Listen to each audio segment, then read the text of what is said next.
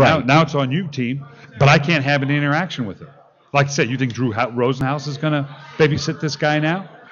It's just not going to happen. Do you say anything bad about him? Because I got a bunch of stories I could say about him. No. Drew, the thing I like about Drew, you're going to get a deal done. The problem I have with Drew, it's always about Drew. You're not quite sure whether you're getting the player or whether you're getting Drew.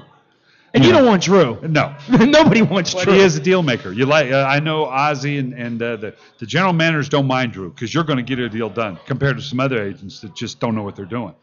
You're going to get a deal done. Just to follow up on this notion of what are they going to do for the next few weeks, apparently Jimmy already had a conversation with Ray Lewis. There's a lot of folks around town who say, we don't have to worry about taking guys of questionable character because Ray Lewis and Ed Reed will just keep an eye on him. I remember a tall head coach that told me Ray Lewis was going to fix Terrell Owens, too. But you just... Well, I never had that chance. But you got to listen. They tried to help Chris McAllister. But you got to listen. But so that's real. You got to have someone worth listening to. Sure. Yeah, Ed, you got a lot of good players on every team that can, but the guys have got to listen. And at the other end of the spectrum, you also have to say, at what point am I wearing you out? Right. You keep asking Ray and Ed and those guys to take care of these guys to a degree.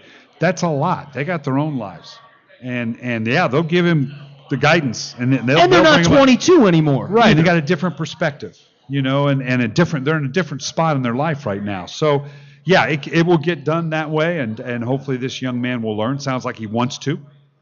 He said all the right things. I mean, when he showed up the other day, showed up in a suit, he looked the part. What he's got to understand is he cost himself $10 million. 10 million. $15 million.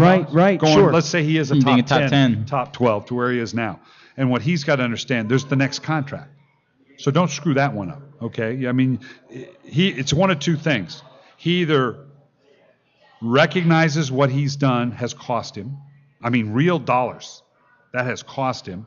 And that's a wake-up call that says, okay, I got to conduct my life a certain way because I don't want to cost myself that next contract. Or, as is the case sometimes, this simply enables them to go and, look, I did whatever I want and I still went in the first round, so I'm what do I have Superman. to do now? I can get away with anything. You hope it's not that. Well, he's not going to get that life-altering, crazy $20 million bone, that Ryan Leaf kind of money. So he's going to get pretty good. I mean, it's going to be pretty good. Yeah, 5 years in, he will have made $12 or $15 million, right? Yeah, not bad. Yeah, I mean, that's a lot of beer.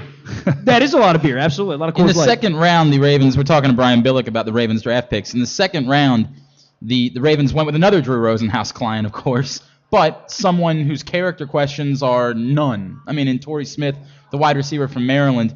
Torrey was a guy that originally, as we saw the names that were going in the draft, a lot of people said this is a first-round talent.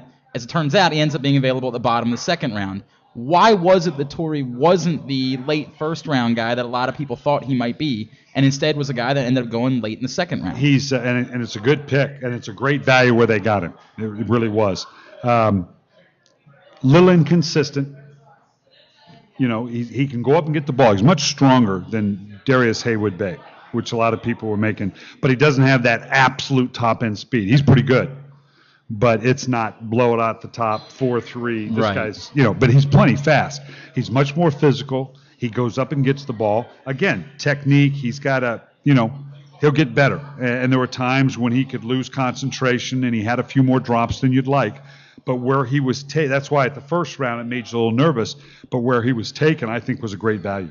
When you consider the Travis Taylor and any of the other wide receivers, I think the Ravens have taken, 15, 16 wide receivers in the time since, Ozzie began drafting. And as we've all said, none of them hit. When you think about Mark Clayton, when you think about Travis Taylor, guys you work with that were drafted far ahead of any of these guys, more along the lines of where the kid out in Oakland was taken 2 years ago from Maryland. What went wrong with Travis Taylor? What went wrong? I mean, is it the kid? Is it the coaching? Is it the system? Is it the quarterback? Great kid, hard worker. Just didn't have that something special that you'd expect when you take a guy with the 12th pick of the draft. Good, solid. Had some spectacular plays for us, but there wasn't that thing about him, that one thing that set him apart. Mark Clayton, it's a matter of injuries are a factor, certainly inhibit him. His size, a little bit limited. He was never going to be, you take a guy in the top 20, he needs to be a number one. I mean, you're a bona fide number one guy. But he was more of a run after catch guy the whole time, wasn't solid, he? great in the slot, great number 2, great number 3. Could be if he stayed healthy. And he might still be incredibly productive in St. Louis, and was Absolutely. before he got injured. He's just not a number 1. And when you take a guy in the first 10 picks, first 20 picks, he needs to be a number 1 to validate that pick. Well, you had that with Randy Moss in Minnesota. Right. And there's any number. A.J. Green is going to be a number 1. Now, maybe he doesn't pan out, but he's got number 1 written all over him. Atlanta getting back and getting Julio Jones. He's a number 1. The rest of this group are guys, and someone may develop. When you look at that second round, that's where it gets interesting, because when you go to and look at the second round receivers, now typically the second round is a miss. I got to call my list up here because I'm Greg Little went a pick after Torrey Smith. Well, I want you to listen to the names of some of the second round guys. Now there's misses here too, but the second round guys over the last 5, 6, 7 years, Donnie Avery, who's now in New Orleans, Chad Ochocinco, Jordy Nelson up in Green Bay, Eddie Royal in Denver, now Sidney Rice, mid-second round, Deshaun Jackson, Greg Jennings in 2006 was the 52nd pick. There's value in that. They're kind of like running backs now. You know what? I don't know that I need to take one in the first round because there's some pretty good value in the second round.